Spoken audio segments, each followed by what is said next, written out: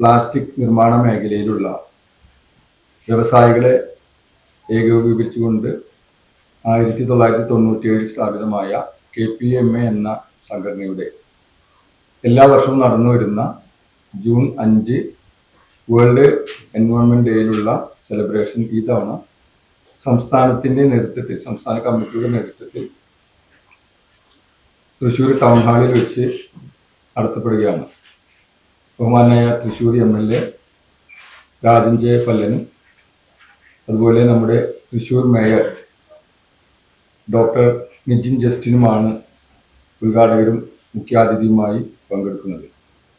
നമ്മുടെ ഡെപ്യൂട്ടി മേയറും municipal corporation secretary, health standing committee chairperson, വ്യവസായ മേഖലയുമായി ബന്ധപ്പെട്ട MSME, DIC, pollution control board മുതലായ സ്ഥാപനങ്ങളുടെ ഉന്നത ഉദ്യോഗസ്ഥരും യോഗത്തിൽ പങ്കെടുക്കുന്നുണ്ട്.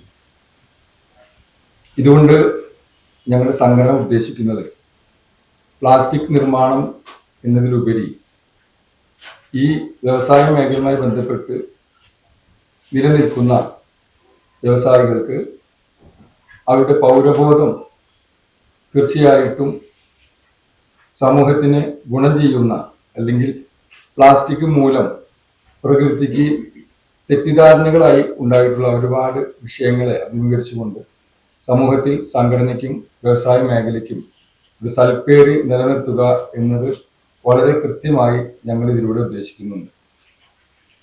പ്ലാസ്റ്റിക് എന്ന ഒരു പേര് കൊണ്ട് സ്വാഭാവികമായും പൊതുജനം മനസ്സിലാക്കുന്നത് ഡിസ്പോസബിളായി ഉപയോഗശേഷം വലിച്ചെറിയപ്പെടുന്ന പ്ലാസ്റ്റിക്കിനെ മാത്രമാണ്. യഥാർത്ഥത്തിൽ കേരളത്തിൽ എന്നല്ല, ഇന്ത്യയിലും ലോകത്ത് മുഴുവൻ നടക്കുന്ന പ്ലാസ്റ്റിക് ഉൽപ്പന്ന നിർമ്മാണത്തിൽ വളരെ കുറഞ്ഞ ഒരു ശതമാനം മാത്രമാണ് ഇത്തരത്തിലുള്ള വൺ ടൈം യൂസിങ് അല്ലെങ്കിൽ ഒറ്റത്തവണ ഉപയോഗിച്ച് ആളുകൾ ഉപേക്ഷിക്കുന്ന തരത്തിലുള്ള പ്ലാസ്റ്റിക് മാലിന്യങ്ങളുള്ളത്. അതുപോലും KPMA എന്ന ഞങ്ങളുടെ സംഘടനയുടെ ഒപ്പം ചേർന്ന് പ്രവർത്തിക്കുന്ന കേരളത്തിലെ പ്ലാസ്റ്റിക് റീസൈക്ലിംഗ് അസോസിയേഷൻ അവരുടെ ഉത്തരവാദിത്തത്തിൽ കൃത്യമായി ഗവൺമെന്റുമായി ശുചിത്വ മിഷനും ക്ലീൻ കേരള കമ്പനിയും ഹരിത കേരള മിഷനും എല്ലാമായി സഹകരിച്ച് കൃത്യമായി അതിനെ വേർതിരിക്കാനും നല്ല രീതിയിൽ സംസ്കരിക്കാനും വേണ്ടുന്ന നിർദ്ദേശങ്ങളും സഹായങ്ങളും സഹകരണങ്ങളും എല്ലാം നൽകി വരുന്നുണ്ട്. ഇന്നത്തെ ഈ പദ്ധതി കൊണ്ട്, അതായത് 5-ാം തീയതി നടക്കുന്ന ഈ പദ്ധതി കൊണ്ട് സംസ്ഥാനത്തെ പല ഭാഗങ്ങളിലായി ഞങ്ങളുടെ വ്യവസായികൾ 3 സോണുകളായിട്ട് തിരിച്ചിട്ടാണ് പ്രവർത്തിക്കുന്നത്. നോർത്ത് കാലിക്കറ്റ്, കണ്ണൂർ, കാസർഗോഡ് ഏരിയ ഒരു സർക്കിളായും, എറണാകുളം, ആലപ്പുഴ സെൻട്രലായിട്ട് വരുന്ന ഭാഗങ്ങളെ സെൻട്രൽ സോൺ എന്നും, തിരുവനന്തപുരം, കൊല്ലം ഏരിയയെ സൗത്ത് സോൺ എന്നും ഞങ്ങൾ 3 സർക്കിളുകളായിട്ടാണ് ഞങ്ങളുടെ സംഘടന വിശേഷിപ്പിക്കുന്നത്. ഈ 3 സ്ഥലങ്ങളിലും നോർത്തിന്റെ കീഴിൽ പാലക്കാട്ടിലും, സെൻട്രലിന്റെ കീഴിൽ തൃശ്ശൂരിലും, അതുപോലെ സൗത്തിന്റെ നേതൃത്വത്തിൽ കോട്ടയത്തും ഈ പരിപാടികൾ നല്ല രീതിയിൽ നടത്തപ്പെടുന്നുണ്ട്. പ്രധാനമായും ഉദ്ദേശിക്കുന്നത് പ്ലാസ്റ്റിക് മാലിന്യം എന്ന പേരിൽ പുറന്തള്ളപ്പെടുന്ന, അല്ലെങ്കിൽ ഹരിതകർമ്മ സേന കളക്ട് ചെയ്ത് കൊണ്ടുവരുന്ന പ്ലാസ്റ്റിക് വസ്തുക്കൾ, ഉപയോഗശൂന്യമായി എന്ന് പറയുന്ന പ്ലാസ്റ്റിക് വസ്തുക്കൾ കൃത്യമായി കളക്ട് ചെയ്ത്, നമ്മളുടെ കഴിഞ്ഞ കുറച്ച് വർഷങ്ങളായി നമ്മൾക്കെല്ലാം ബോധ്യപ്പെട്ടതുപോലെ നമ്മുടെ റോഡരികിലൊന്നും പ്ലാസ്റ്റിക് ഇപ്പോൾ കാണാനില്ല. കാരണം പരമാവധി പ്ലാസ്റ്റിക് ഹരിതകർമ്മ സേനയിലൂടെയാണ് കളക്ട് ചെയ്യുന്നതും വൃത്തിയായ രീതിയിൽ അത് സുരക്ഷിതമായി സംസ്കരണ കേന്ദ്രങ്ങളിലേക്ക് എത്തിക്കുന്നത്. അപ്പൊ അതിനുവേണ്ടി ഏറ്റവും കൂടുതൽ പ്രയത്നിക്കുന്ന കേരളത്തിലെ ഹരിതകർമ്മ സേനയോട് ഞങ്ങളുടെ സംഘടനയ്ക്കുള്ള ഒരു കടപ്പാടും ഉത്തരവാദിത്വവും എന്ന പേരിലാണ് പ്രത്യേകിച്ചും ഈ ഹരിതകർമ്മ സേന അംഗങ്ങളെ ഈ 3 മേഖലകളിലായിട്ട് ഈ തവണത്തെ ജൂൺ 5-ാം തീയതിയുള്ള വേൾഡ് എൻവയോൺമെന്റ് ഡേയിൽ ഞങ്ങൾ ആദരിക്കുന്നത്. അതോടൊപ്പം ഈ സംഘടന ഉത്തരവാദിത്വപരമായി ഒരുപാട് കാര്യങ്ങൾ പ്ലാസ്റ്റിക് ഇൻഡസ്ട്രിക്ക് വേണ്ടിയും പ്ലാസ്റ്റിക് നിർമ്മാർജ്ജന മേഖലയ്ക്ക് വേണ്ടിയും ചെയ്യുന്നതിൻ്റെ കൃത്യമായിട്ടുള്ള ഒരു രൂപരേഖ നിങ്ങൾക്കെല്ലാം ഇവിടെ അച്ചടിച്ച് തയ്യാറാക്കി തന്നിട്ടുണ്ട്. തീർച്ചയായും അതിലൂടെ നിങ്ങൾക്ക് കണ്ണോടിച്ചാൽ എന്തെല്ലാമാണ് ഈ സംഘടന സമൂഹത്തിന് വേണ്ടിയും ഈ വ്യവസായ മേഖലയ്ക്ക് വേണ്ടിയും ചെയ്യുന്നത് എന്ന് കൃത്യമായിട്ട് മനസ്സിലാക്കാനായിട്ട് സാധിക്കും. ഈ പരിപാടിയെ കൃത്യമായി മനസ്സിലാക്കി പൊതുജനങ്ങളിലേക്ക് എത്തിക്കേണ്ടുന്ന ഉത്തരവാദിത്തം ഈ കൂടിയിരിക്കുന്ന പത്രമാധ്യമ പ്രതിനിധികളിലേക്ക് ഉത്തരവാദിത്തമാണ് എന്ന് തിരിച്ചറിഞ്ഞുകൊണ്ട് തന്നെയാണ് ഇന്നിങ്ങനെ ഒരു പ്രസ് മീറ്റ് ഇവിടെ ചേരാനും നിങ്ങളിലൂടെ ഇത് പൊതുജനങ്ങളിലേക്ക് എത്തിക്കാനും ഞങ്ങൾ ആഗ്രഹിക്കുന്നത്. അതിൽ നിങ്ങളുടെ എല്ലാവരുടെയും സഹകരണവും ഈ സാന്നിധ്യം പോലെ തന്നെ ഞങ്ങളുടെ പ്രോഗ്രാമിലും ഉണ്ടാകണമെന്ന് കൂടി കൃത്യമായി ഓർമ്മിപ്പിച്ചുകൊണ്ട് നിർത്തുന്നു. നന്ദി, നമസ്കാരം. ഈ നിരോധനം നിൽക്കുമ്പോൾ ഈ 50 മൈക്രോൺ താഴെയുള്ള പ്ലാസ്റ്റിക് ക്യാരി ബാഗ് കേരളത്തിൽ എല്ലാ വ്യാപാരികളും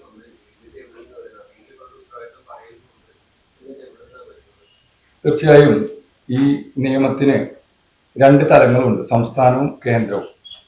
കേന്ദ്രത്തിന്റെ നിയമം യഥാർത്ഥത്തിൽ പ്ലാസ്റ്റിക്കിന്റെ കവറുകൾ 120 മൈക്രോൺ വരെ നിർമ്മിക്കാൻ, അതായത് നമ്മൾ സാധാരണ മാർക്കറ്റിൽ കാണുന്ന പ്ലാസ്റ്റിക് മേഖലയിൽ ക്യാരി ബാഗ് എന്ന് പറയപ്പെടുന്ന ഈ ബാഗ് കേരളം ഒഴിച്ച് പല സംസ്ഥാനങ്ങളും നിർമ്മിക്കാനുള്ള അനുമതിയുണ്ട്. കേരളത്തിൽ 2021 മുതൽ നമുക്കിത് നിർമ്മിക്കാൻ, സൂക്ഷിക്കാനും വിൽപ്പന നടത്താനും പാടില്ല എന്നുണ്ടെങ്കിലും നമ്മളുടെ തൊട്ടടുത്തുള്ള സംസ്ഥാനങ്ങളിൽ കർണാടകത്തിലും തമിഴ്നാട്ടിലും എല്ലാം ഇത് യഥേഷ്ടം ഈ സെൻട്രൽ ഗവൺമെന്റിന്റെ പോളിസി പ്രകാരം നിർമ്മിക്കാൻ അനുമതി ഉള്ളത് കൊണ്ട് തന്നെ അവിടെ നിർമ്മിക്കപ്പെടുകയും നമ്മുടെ അതിർത്തി കടന്ന് കേരളത്തിൽ യഥേഷ്ടം എത്തുകയും നമ്മുടെ നാട്ടിൽ അത് ഉപയോഗത്തിലുണ്ട് എന്നുള്ളൊരു സത്യം നമുക്ക് തിരിച്ചറിയാം. ഞങ്ങൾ വ്യക്തമായി പറയുന്നു, കേരളത്തിൽ KPMA എന്ന സംഘടനയുമായി ബന്ധപ്പെടുന്ന ഏതെങ്കിലും ഒരു സ്ഥാപനം അത്തരത്തിലെ കവറ് നിർമ്മിക്കുന്നുണ്ടെങ്കിൽ നിയമനിർമ്മാണത്തിൽ അതുമായി ബന്ധപ്പെട്ട ഏത് ഉദ്യോഗസ്ഥന്മാർക്കും അവർക്കെതിരെ നടപടിയെടുക്കാം. സംഘടന ഒന്നും ഇടപെടാറില്ല. കഴിഞ്ഞ 6 വർഷത്തോളമായി ഈ നിലപാടിൽ ശക്തമായിട്ട് ഈ കമ്മിറ്റി, ഈ സംഘടന ഉറച്ചു നിൽക്കുകയാണ്. കാരണം നമ്മുടെ സമൂഹ ബാധ്യതയാണ്, സമൂഹത്തിലുള്ള ഉത്തരവാദിത്തമാണ് അനാവശ്യമായി വലിച്ചെറിയപ്പെടുന്ന കനം കുറഞ്ഞ പ്ലാസ്റ്റിക് കവറുകൾ നിർമ്മിക്കുകയോ വിതരണം ചെയ്യുക എന്നുള്ളത്.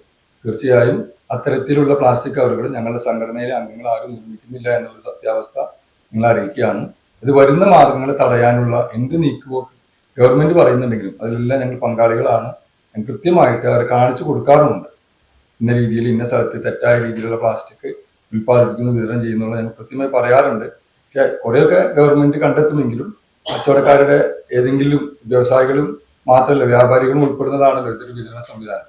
വ്യാപാരികൾ അവരുടെ കച്ചവടം നിലനിർത്താൻ വേണ്ടി ഇത്തരത്തിലുള്ള സാധനം കൊണ്ടുവരികയും വിൽപ്പന നടത്തുകയും ചെയ്യുന്നു എന്നുള്ള സത്യം പല പ്രാവശ്യങ്ങളിലായി നിങ്ങളുടെ പത്രങ്ങളിലൂടെയും മറ്റു മാധ്യമങ്ങളിലൂടെയും എല്ലാവർക്കും അറിയാവുന്നതാണ്.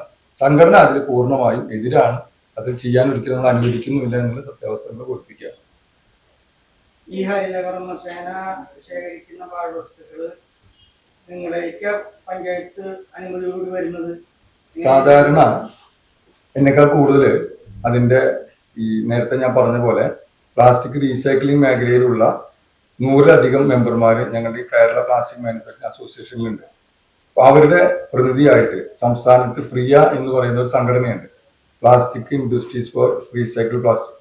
അവരുടെ പ്രതിനിധി സംസ്ഥാന ട്രഷറർ തോമസ് വാഴപ്പള്ളി ഉണ്ട്. അദ്ദേഹം അതിനെക്കുറിച്ച് വിശദമായിട്ട് പറയും.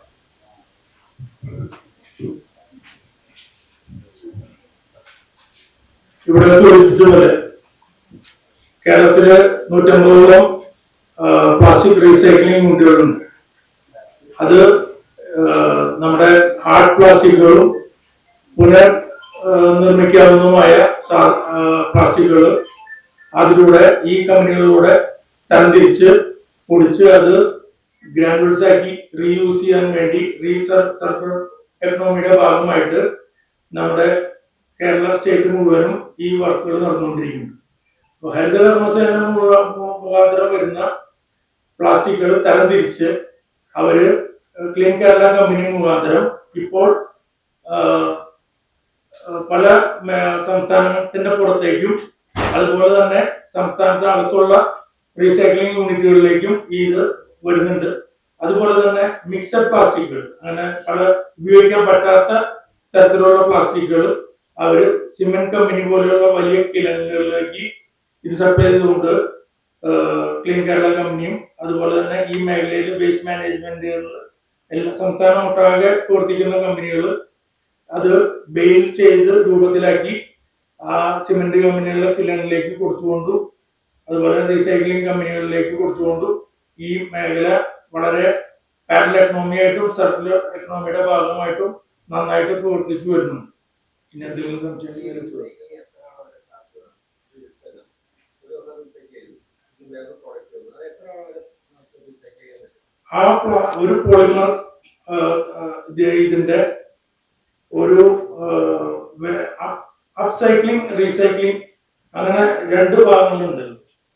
ഈ റീസൈക്ലിംഗ് തന്നെ വില കുറഞ്ഞു വരുന്നതാണ്. ഇതിന്റെ റീസൈക്ലിംഗ് തന്നെ വില കൂട്ടി ആ കാര്യങ്ങൾ ചെയ്യുകയാണെങ്കിൽ അത് കുറച്ചും കൂടി അതിന്റെ പോളിമറിന്റെ കോമ്പൗണ്ടിങ്ങോ അല്ലെങ്കിൽ അതിനുള്ള ആക്ടിവിറ്റീസ് ചേർത്തുകൊണ്ട് അതിന് വീണ്ടും അത് കുറച്ചും കൂടി ക്വാളിറ്റി വൈസ് ചെയ്തു കഴിഞ്ഞാൽ അത് നമുക്ക് റീസൈക്ലിംഗിന്റെ പോലെ തന്നെ അപ്സൈക്ലിംഗ് ചെയ്യാം. ഈ വേസ്റ്റിന്റെ വിലയേക്കാൾ കൂടുതലാവും അതിന്റെ വില. അങ്ങനെ അത് വീണ്ടും പുനർ നിർമ്മിച്ചുകൊണ്ടേയിരിക്കുക. അതിനൊരു കോമ്പൗണ്ടിങ്, അതിലുള്ള പോളിമറുകളുടെ ഭാവം, അതിന്റെ സ്ട്രെങ്ത് അല്ലെങ്കിൽ അതിന്റെ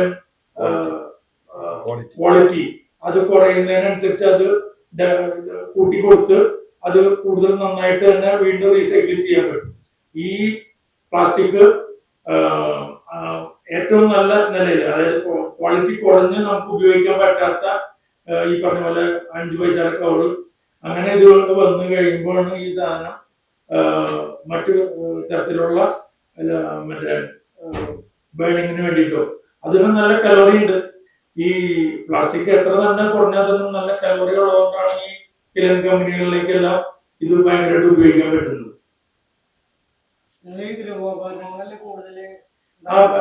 പൈപ്പ്, ചെടിച്ചട്ടി, ഇറിഗേഷന് വേണ്ടിയിട്ട് കസേര, എല്ലാ തരത്തിലുള്ള റീസൈക്ലിംഗ് മേഖല, റീസൈക്ലിംഗ് പ്രൊഡക്റ്റുകളിലേക്ക് ബുഷുകൾ, അതുപോലെ എന്തിനു വേണമെങ്കിലും ഈ സാധനങ്ങൾ ഉപയോഗിക്കാൻ പറ്റും. ആ പോളിമർ തന്നെ ഉപയോഗിച്ച് ഈ പ്ലാസ്റ്റിക് തന്നെ ഏകദേശം 10-30 ടൈപ്പ് പോളിമറുകളുണ്ട്. അതായത് PP, HD, LD ഉദാഹരണം പറഞ്ഞു കഴിഞ്ഞാൽ അതിനനുസരിച്ചുള്ള പോളിമറുകളായിട്ട് സെഗ്രിഗേറ്റ് ചെയ്ത് അത് നമ്മൾ വാഷ് ചെയ്ത് വീണ്ടും, എക്സാമ്പിൾ പറയുകയാണെങ്കിൽ ഇപ്പൊ പാലിന്റെ കവർ, ആ സാധനം നമുക്ക് വാഷ് ചെയ്ത് പൊടിച്ച് അത് വീണ്ടും തന്നെ കവർ അടിക്കാവുന്ന വിധത്തിലുള്ളതുണ്ട്.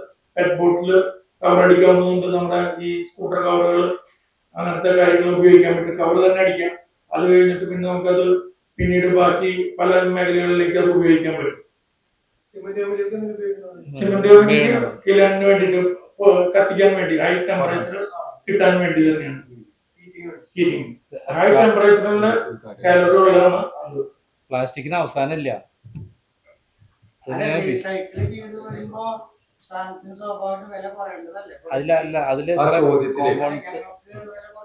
തീർച്ചയായിട്ടും ആ ചോദ്യത്തിന് ഒരു താങ്കൾ പറഞ്ഞ ആ ചോദ്യത്തിന്റെ കൃത്യമായിട്ടുള്ള ഉത്തരം 2022 മുതൽ നമ്മുടെ 2016 തുടങ്ങിയ പ്ലാസ്റ്റിക് വേസ്റ്റ് മാനേജ്മെന്റ് റൂൾ എന്ന് പറയുന്ന സെൻട്രൽ ഗവൺമെന്റിന്റെ ഒരു റൂൾ ഉണ്ട്. CPCB, സെൻട്രൽ പൊല്യൂഷൻ കൺട്രോൾ ബോർഡിന്റെ ഒരു സൈറ്റിലൂടെയാണ് അതിന് കൺട്രോൾ ചെയ്യുന്നത്.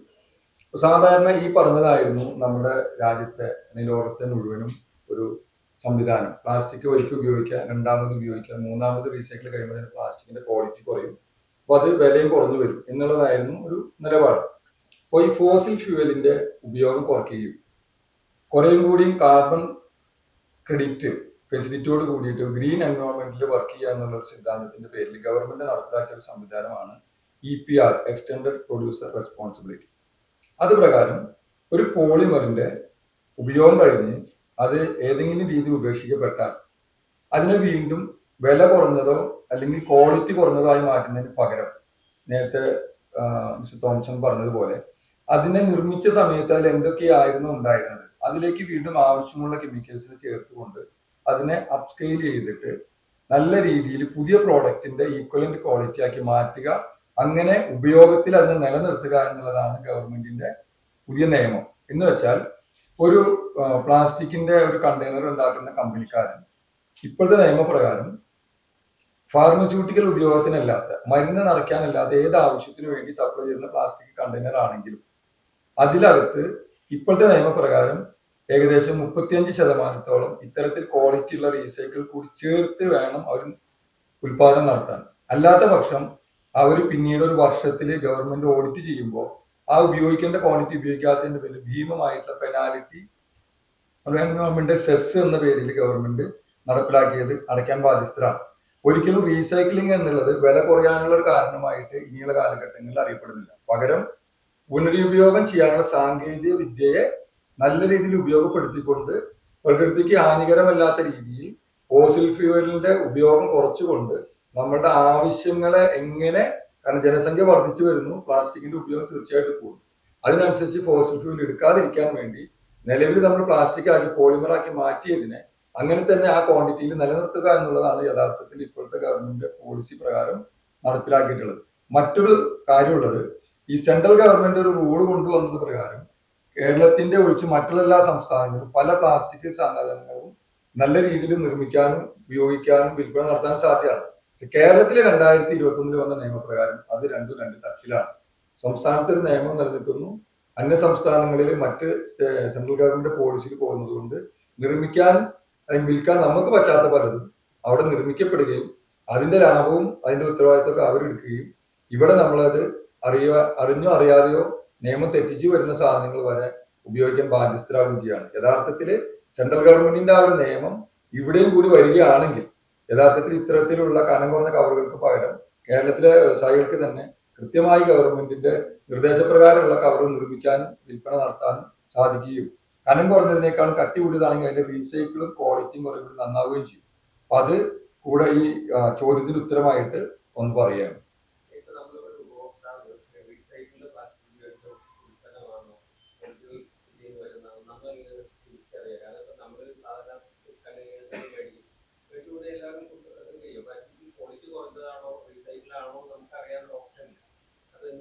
ശരിക്ക് ഗവൺമെന്റിന്റെ ഈ പറയുന്ന CPCB EPR നിയമപ്രകാരം കൃത്യമായിട്ട് ഈ നിയമങ്ങളൊക്കെ നടപ്പിലാക്കുമ്പോൾ റീസൈക്കിൾഡ് മെറ്റീരിയൽ ചേർക്കുന്നു എന്നുള്ളത് കൂടി അടയാളപ്പെടുത്തുന്നത് പൊതുജനങ്ങൾക്ക് അത് മനസ്സിലാക്കാനും കൃത്യമായിട്ട് അതിനെ ഉപയോഗത്തിന് ശേഷം അതിന്റെ ഉത്തരവാദിത്തത്തോടു കൂടി ഡിസ്പോസ് ചെയ്യാനൊക്കെ നല്ലതാണെന്ന് പറയപ്പെടുന്നുണ്ടെങ്കിലും ഇതില് ഏതൊക്കെയാണ് ഓരോ പ്രോഡക്റ്റിന്റെ മുകളിലും സത്യത്തില് ഓരോ കോഡ് ഉണ്ട്, 1, 2, 3, 4, 5 എന്ന് പറഞ്ഞിട്ട്.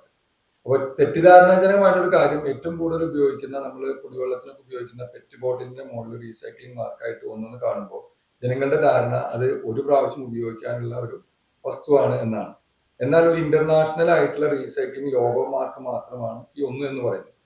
അതുപോലെ റീസൈക്കിൾഡ് ആയിട്ടുള്ള മെറ്റീരിയൽ ഉപയോഗിക്കുന്നുണ്ടെങ്കിൽ അതുകൂടെ മാർക്ക് ചെയ്തുകൊണ്ട് ഭാവിയിൽ ഈ നിയമം നടപ്പിലായി ജനങ്ങളിലേക്കും വ്യവസായികളിലേക്ക് എത്തി തുടങ്ങിയിട്ടേ ഉള്ളൂ. തീർച്ചയായും വരും ഭാവി കാലങ്ങളിൽ നമ്മൾ ഉപയോഗിക്കുന്ന പ്ലാസ്റ്റിക്കിന്റെ അടിയിൽ പ്ലാസ്റ്റിക് റീസൈക്കിൾ ലോഗോ പോലെ അതിനകത്ത് ഈ പറയപ്പെടുന്ന ഉത്തരവാദിത്വത്തോടു കൂടി ഫുഡ് ഗ്രേഡ് ആയി പ്രോസസ്സ് ചെയ്യാൻ നിയമപ്രകാരം നിർബന്ധിതമായിട്ടുള്ള, സാധാരണ ഇപ്പോൾ നമ്മളുടെ തെറ്റിദ്ധാരണ നേരത്തെ പറഞ്ഞ പോലെ റീസൈക്കിൾഡ് ആകുമ്പോൾ വില കുറയുന്നു അല്ലെങ്കിൽ ആ ഡീഗ്രേഡ് ആയി പോകുന്നു എന്ന് പറയുന്നതിന് പകരം ഉത്തരവാദിത്തത്തോടു കൂടി ഗവൺമെന്റിന്റെ നിർദ്ദേശങ്ങൾക്ക് അനുസരിച്ച് തയ്യാറാക്കുന്ന റീസൈക്കിൾഡ് മെറ്റീരിയൽ അത് ചേർത്തിട്ടുണ്ട് എന്ന് കൂടി മാർക്ക് ചെയ്ത് വിൽപ്പനയും വിതരണവും നടത്തേണ്ടത് ഈ വ്യവസായികളുടെ കൂടെ ഉത്തരവാദിത്തമായിട്ടാണ് നിയമം പറയപ്പെടുന്നത്.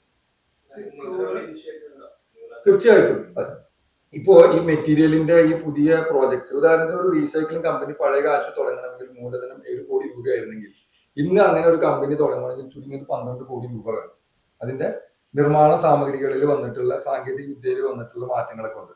അപ്പൊ ഈ ഇപ്പോൾ ഉള്ള നമ്മുടെ കമ്പനികളെല്ലാം അവര് അതിന്റെ മിഷനറി മാറ്റുകയും പുതിയ സാങ്കേതിക വിദ്യ അക്കോമഡേറ്റ് ചെയ്യുന്നതിന്റെ ആയിട്ടുള്ള ഒരു തിരക്കിലാണ്. അത് കഴിഞ്ഞ് തീർച്ചയായിട്ടും ഈ ക്വാളിറ്റിയുള്ള മെറ്റീരിയൽ നമ്മളെ മാർക്കറ്റിലേക്ക് എത്തുന്നതിനനുസരിച്ച് ഈ പറയപ്പെടുന്ന അടിയിൽ റീസൈക്കിൾ മാർക്കിനോടൊപ്പം ഇങ്ങനെ റീസൈക്കിൾ ചെയ്ത മെറ്റീരിയലാണ് തിരിച്ചറിയാൻ കൂടിയുള്ള മാർക്കോട് തന്നെയായിരിക്കും മെറ്റീരിയൽ മാർക്കറ്റിൽ വരിക. വിദേശ രാജ്യങ്ങൾ അതൊക്കെ ഇപ്പോൾ ആയി തുടങ്ങി, നമ്മുടെ രാജ്യത്ത് അത് വന്നുകൊണ്ടിരിക്കുകയാണ്.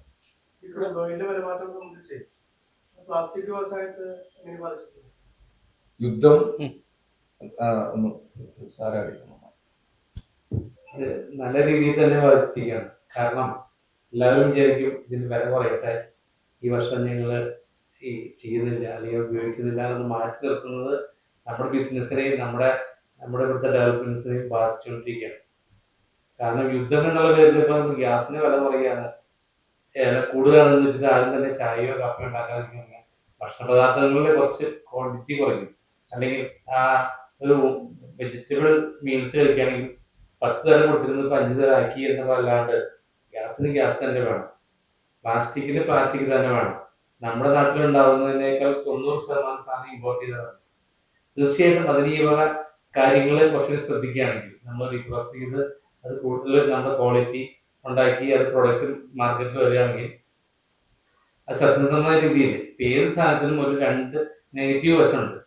ISI പ്രൊഡക്റ്റ് എന്ന് പറഞ്ഞു കഴിഞ്ഞാൽ അതിന് ഗവൺമെന്റിന് അതിനെ ഡയറക്റ്റ് ചെയ്യാനോ ചെക്ക് ചെയ്യാനോ പല വേദികളുണ്ട്. കാരണം ഒരു ISI പ്രൊഡക്റ്റ് നമ്മൾ ഉണ്ടാക്കി കൊടുത്തു കഴിഞ്ഞാൽ അതിന്റെ ഉത്തരവാദിത്തം ആ കമ്പനി മാറുന്നില്ല. കാരണം BISന് അത് എവിടേക്ക് കൊടുത്തെങ്കിൽ അവിടുന്ന് എടുത്ത് ടെസ്റ്റ് ചെയ്യാനുള്ള അധികാരമുണ്ട്. അതേസമയം കേരളത്തിൽ നിന്ന് പുറത്തു വരുന്ന സാധനം ഇവിടുത്തെ BISന് ചെക്ക് ചെയ്യാനുള്ള അധികാരമില്ല. അങ്ങനെ കുറെ ടെക്നിക്കൽ പ്രശ്നങ്ങൾ ഉള്ളതുകൊണ്ടാണ് ഈ ക്വാളിറ്റി ബേസ്ഡ് ഈ സാധനം ഇവിടെ ബുദ്ധിമുട്ട് വരുന്നത്. അപ്പൊ ഈ പ്ലാസ്റ്റിക് വില കൂടി പോകുന്നതോറും അത് കൂടി തന്നെ അതിൽ വേറെ സബ്സ്റ്റിറ്റ്യൂട്ട് ഒന്നും ചെയ്യാൻ നമുക്കോ ഗവൺമെന്റിനോ സാധിക്കില്ല. നമ്മൾ അതിന്റെ ഉപയോഗത്തിൽ കുറച്ചുകൂടി ക്വാളിറ്റി ഉള്ള സാധനങ്ങൾ ഉപയോഗിക്കുകയാണെങ്കിൽ എല്ലാം ലോങ് ലൈഫ് കിട്ടും. ചോദ്യത്തിന്റെ നിർമ്മാണ യൂണിറ്റുകളുണ്ട് കേരളത്തിൽ. 1000-ൽ പരം മെമ്പർമാരെ ഞങ്ങളുടെ ഈ ഞങ്ങളുടെ അസോസിയേഷനിലുണ്ട്. അത് കൂടാതെ രജിസ്റ്റേർഡ് അല്ലാത്ത തന്നെ ഒരു 1000-ൽ പുറമെയുള്ള യൂണിറ്റുകളുണ്ട്. ചെറിയ ചെറിയ യൂണിറ്റുകളായിട്ട് ആയിരത്തോളം യൂണിറ്റ് ഉണ്ട്. ഓൾറെഡി മെമ്പേഴ്സ് ആയിട്ടുണ്ട്. മെമ്പർ യൂണിറ്റാണ് മെമ്പർ. ഒരു യൂണിറ്റ്. താങ്കളുടെ ചോദ്യത്തിൽ ഒരു കാര്യം കൂടി ഉള്ളത്, സാധാരണ ക്രൂഡ് ഓയിൽ ബേസ്ഡിലാണ് ഈ പോളിമർ എല്ലാം നിർമ്മിക്കപ്പെടുന്നത്. ക്രൂഡ് ഓയിലിന്റെ ലഭ്യതയിൽ വന്ന കുറവ് തീർച്ചയായിട്ടും പ്ലാസ്റ്റിക്കിന്റെ റോ മെറ്റീരിയൽ, കാരണം ഒരു തരത്തിലല്ല പലതരത്തിലുള്ള പ്ലാസ്റ്റിക്കുകളുണ്ട്. അതിന്റെ നിർമ്മാണത്തിനുള്ള അസംസ്കൃത വസ്തുക്കളുടെ ലഭ്യതയുടെ കുറവ് കൊണ്ട് വില ഏകദേശം 50% റോ മെറ്റീരിയൽ കൂടിയിട്ടുണ്ട്. ഈ 50% അതിന് മുകളിൽ വില കൂടിയ സമയത്ത് സെൻട്രൽ ഗവൺമെന്റ് ഇടപെടുകയും ഇമ്പോർട്ട് ചെയ്യുന്ന റോ മെറ്റീരിയലുകൾക്ക് ഗവൺമെന്റ് നിഷ്കർഷിക്കുന്ന കസ്റ്റംസ് ഡ്യൂട്ടി ഇളവ് ചെയ്യുകയും ചെയ്തു. അതിന്റെ ഒരു ആശ്വാസം മാർക്കറ്റിൽ ഉണ്ടായെങ്കിൽ പോലും വില എന്ന് പറയുന്നത് ഇപ്പോൾ മാർക്കറ്റിൽ ഏകദേശം 45-50% ഉയർന്നു നിൽക്കുകയാണ്. ഉയർന്നു നിൽക്കുന്ന ഒരു വിലയുള്ള സമയത്ത് കൂടുതൽ പ്രോഡക്റ്റ് ഉണ്ടാക്കി വെക്കുക എന്നുള്ളത് ഒരു തെറ്റായ സമീപനമാകുമെന്നുള്ള വ്യവസായികളെല്ലാവരും അന്നാന്ന് വിൽക്കാവുന്ന അല്ലെങ്കിൽ കുറച്ച് സമയത്ത് വിൽക്കാവുന്ന സാധനങ്ങൾ മാത്രമേ ഇപ്പോൾ അവർ തയ്യാറാക്കുന്നുള്ളൂ. അതുകൊണ്ട് തന്നെ തൊഴിൽ നഷ്ടമുണ്ട് തീർച്ചയായിട്ടും. കാരണം കുറെ കമ്പനികൾ പകുതി സമയമാണ് വർക്ക് ചെയ്യുന്നത്. നികുതിയും അതിനനുസരിച്ച് കുറഞ്ഞു പോകുന്നുണ്ട്. കാരണം വിൽപ്പന കുറയുന്നതിനനുസരിച്ച് നികുതി കുറഞ്ഞു പോകുന്നുണ്ട്. മൂന്നാമത്തെ ഒരു പ്രധാനപ്പെട്ട കാര്യം എന്താണ് എന്നുണ്ടെങ്കിൽ, ഈ പറയപ്പെടുന്ന പ്ലാസ്റ്റിക്കുകളുടെ എല്ലാത്തിന്റെയും ബേസ് വരുന്നത് ക്രൂഡ് ഓയിൽ ആയതുകൊണ്ട് ക്രൂഡ് ഓയിലിന്റെ ലഭ്യതയുടെ ഏറ്റവും പ്രധാനമായ ഭാഗം ഗവൺമെന്റ് പബ്ലിക്കിന് ആവശ്യമുള്ള ഗ്യാസും ഫ്യൂവലും ഒക്കെ ആയിട്ട് മാറ്റാനാണ് നിർബന്ധിക്കുന്നത്. ഇപ്പൊ പോളിമർ കമ്പനികൾ അവരുടെ കപ്പാസിറ്റി പരമാവധി കുറച്ച് ഗവൺമെന്റിന്റെ ഈ നിർദ്ദേശപ്രകാരമാണ് വർക്ക് ചെയ്തുകൊണ്ടിരിക്കുന്നത്. അപ്പൊ ലഭ്യത കൂടണമെങ്കിൽ, വില കുറയണമെങ്കിൽ ഈ ഓയിലിന്റെ ലഭ്യത ഉണ്ടാവുകയും ഗവൺമെന്റ് ഈ പറയുന്ന രീതിയിൽ പോളിമറിനൊക്കെ കൂടുതൽ ഉപയോഗിക്കാൻ അനുവാദം കൊടുക്കുകയും വേണം എന്നത് കൂടെ പ്രധാനമായിട്ട് കൂട്ടിവായിക്കേണ്ടതാണ്.